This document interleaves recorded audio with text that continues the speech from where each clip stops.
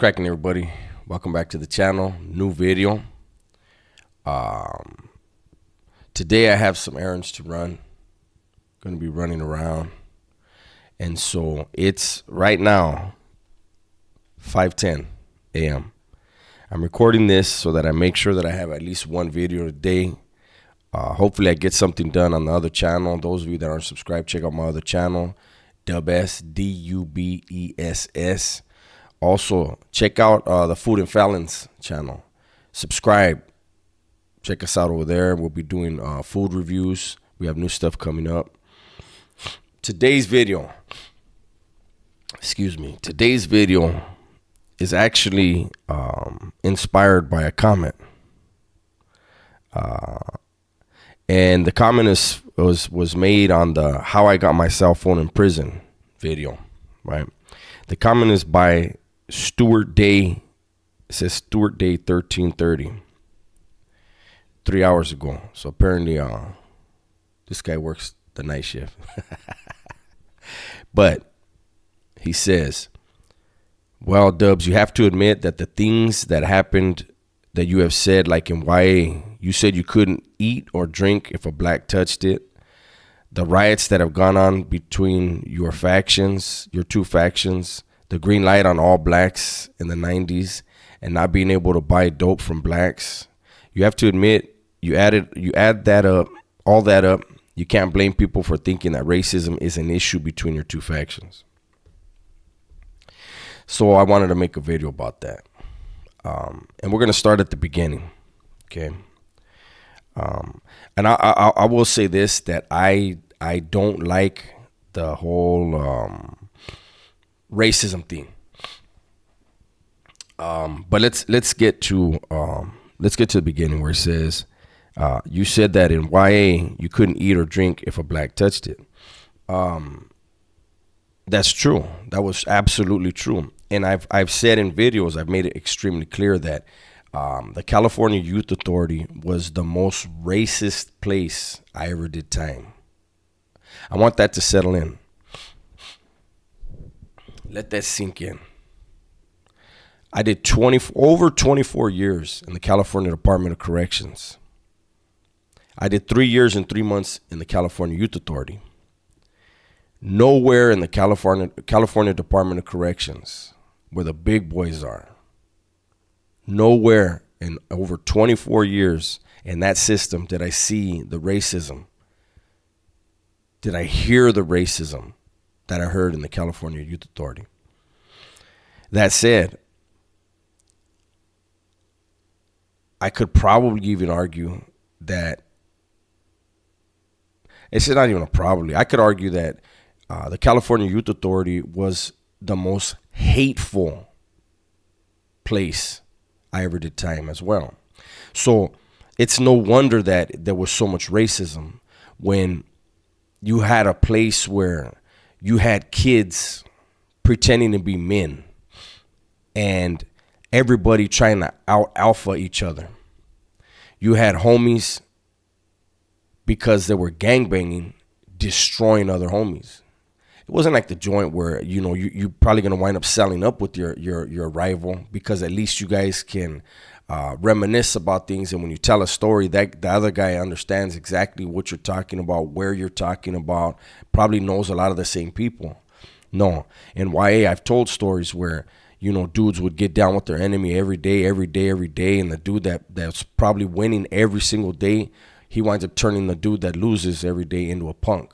Because sooner or later, I've seen it in YA, the dude gets tired of getting his ass whooped. He don't want to fight no more. So then he turns him into a punk. You never see that in YA. That's people doing their own people like that.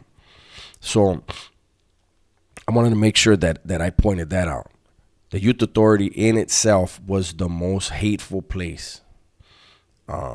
It was dog eat dog. The difference is you didn't see as many murders in the Youth Authority as you did in the CDC, but they did happen. Now, I want to go on to the next point. The riots that have gone on between the two factions. That's been forever, right? And if you're talking about the CDC, that that's based on political stuff. Okay. I've gone into that before, but I want to go. I really there's something in here that I want to make sure I clear up, and that's this part: the green light on all blacks in the '90s. Okay, there was never a green light on all blacks. There was a green light on gangbangers.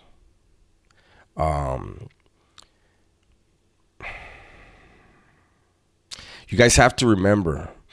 Those of you that are of age, remember what else took place at the time. I don't want to speak on very sensitive topics, but those of you that know, you know what time it is. There was a push from inside out. I'll say that much. And it was basically a gathering of troops, a focus on something in order to get something else done. I cannot get into the details of it, but there was something that happened between I can't get into it, but there was something that happened that led to something else, and there was really two incidents, but there was never ever at any time a green light on all blacks. There's a green light on black gang members. Those that weren't participating, were there a few incidents where some innocent blacks, even kids, got hit? Absolutely. But there were more Mexicans during that war that got hit, that were grandpas, that were uncles, that were sitting on a bus stop, that weren't gangbangers, that were clearly not gangbangers. There were more Mexican innocent bystanders that got hit in that. Does that green light still exist? It does not. And so for people to talk about a green light that's over 30 years old or 30 years old, we need to dance to a different beat now, right? That happened. It was ugly, and it can't be erased. It can't be forgotten, and it shouldn't be, right? But let's not use something that's 30 years old and apply it to today and continue to have animosities and mistrust today, when there are so many platforms and there are so many people that are trying to get a better understanding, that are trying to show people that, hey, this shit's bunk. The whole hating motherfuckers just based on the color of their skin is bunk. It's not happening like that anymore. I've said before, there are barrios, people say, all the dudes from the Raza from down south are racist, but they're forgetting down south it's more gangbanging than anything. So you have barrios that, one barrio might get along with a blood neighborhood, but they don't get along with the Crib neighborhood, but then they're labeled racist, but they're not beefing with the blood hood. It's just, I don't know. I don't get that part. Now, and not being able to buy dope from blacks. We also couldn't play sports with blacks, right? I think now things have changed now that the legends are on the yard, because back in their days before they were slammed down, they didn't do that. That was I don't want to say who really instituted that shit, but not buying dope from blacks. There's a two-pronged reason. Okay, one was you keep Raza money within the Raza. Once you start spending your money outside, then you start enriching rival factions. And keeping it real, the Raza from Southern California has never looked at anyone else like, no disrespect, but they didn't look at the Raza from up north as their main rival, because on a lot of places they weren't on the yard. They didn't look at the Bulldogs as their main rival because, again, in most places they weren't there. The main rival was the blacks. They were the biggest faction on the yard, and people keep saying that the Raza are from Southern California are the deepest. They were not. They were not. Maybe like in Centinela, maybe, but in New Folsom and Pelican Bay, where I did the majority of my time, the Raza from Southern California were not by far, by hundreds, not the deepest. We were way shorter by hundreds. And I made there's a correctional officer that was on 16 to Life, CO King.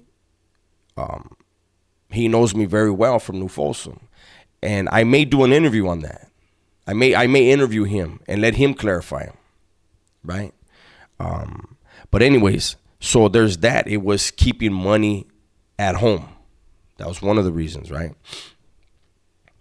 But secondly, is the same reason why the Raza from Southern California didn't play sports with blacks. Why should a couple dudes with a dope habit be allowed to go outside and go deal with the blacks, not be able to pay a debt, and then everyone on the yard has to go to war for that fucking dude or them couple of dudes? Because a lot of times, vatos can't pay their debts, even within their own car. And when these dudes are driven by their habit, they don't care who the fuck they burn. They are caught up in a selfish cycle. And so they may have in their mind, I'm going to burn as many motherfuckers as I can and I'm going to bounce. That might be their mentality, right? And so why would the other 100 dudes on the yard have to go to war over that? They didn't get high. Same thing with playing sports. Why allow 6 dudes to go play, 5-6 dudes to go play basketball against the blacks when you got another 150 dudes on the yard that are not doing that, are not participating? If somebody bumps somebody, you guys see how it gets, it gets heated. And so people start exchanging words. It's not going to fly. You're not going to be able to tell something. A black is not going to allow a southerner to just, hey, what the fuck, motherfucker? And vice versa. So the next thing you know, over a fucking basketball game that 5 or 6 dudes were playing, everybody, the whole fucking yard is going. So that's the reason why there was the whole you can't buy dope. Those are the 2 reasons why the whole you can't buy dope. And then you couldn't play sports. And to me, I think that's pretty fucking smart. People have to remember, especially if you haven't been to prison, California, the way the politics are in prison, it's based on trying to avoid riots, trying to avoid major incidents. See, if somebody knows, like, man, I want to go fuck this dude up, but I know if I do, his whole crew is in a row. On both sides, if you understand that, then you understand, at least for all I can say is this. If you're Raza from Southern California, you know damn well, if you are the reason something jumps, if you are the reason why the Legends' money completely stops on the yard, why everything stops on the yard, if you're the reason, your fucking reason better be good. Because if not, when we go to the oil, you're going to get whacked. If they can't get you in the oil, they'll rock you to sleep. Wait till you get back on the main line and you're going to get hit. Other factions may do that. They may not. I don't know. But for the Southerners, they do that. You know what I mean? So, again, it's different. But in the CDC, I never, ever got the feeling that I got in YA that it was motivated by racism. To me, in the CDC, it was motivated more by business first. It's different, man. There are people that are there. There are organizations that are in place that they get their money. You are not going to fuck it up. So there's those things, man. And like I said in the beginning, I do have a problem when I hear about the so-called blatant racism. Are there Southerners that are racist? Absolutely. Are there blacks that are racist? Absolutely. But are all blacks racist against Mexicans? No. There may be some prejudice, but racism, that's a completely different word. That's a whole nother level. Same on the Raza side. Are there Northerners that are racist against blacks? Absolutely. Is it to the extreme of the Southerners? No. Because there's not that the history. The history is different up north. And I can't speak on it. Maybe somebody else from up north, another platform from up north would go into that and explain that. The reality that there are some northerners, some barrios in Northern California that have beefed with certain Crip gangs up there or certain black groups up there. That's a reality. Like dudes from down south that did time know that, have had those conversations in there with them. But for some reason, it's like a hidden secret, you know, a dirty little secret, and it shouldn't be. You know, I don't see racism the way it was before. And like I said, before I close, the California Youth Authority was the most hateful place I ever did time. People were, you know, in the joint, people cannibalize each other. There's no denying that. But the way it was done in the California Youth Authority, when you had, you know, kids cannibalizing each other and turning them into punks, at least in the CDC, they were going to kill you or try to kill you, but they weren't going to try to turn you into a punk. So there's my video for today. Hopefully you guys enjoyed it. Everybody, please be safe, be smart, and tell the ones you love that you love them. I'm out.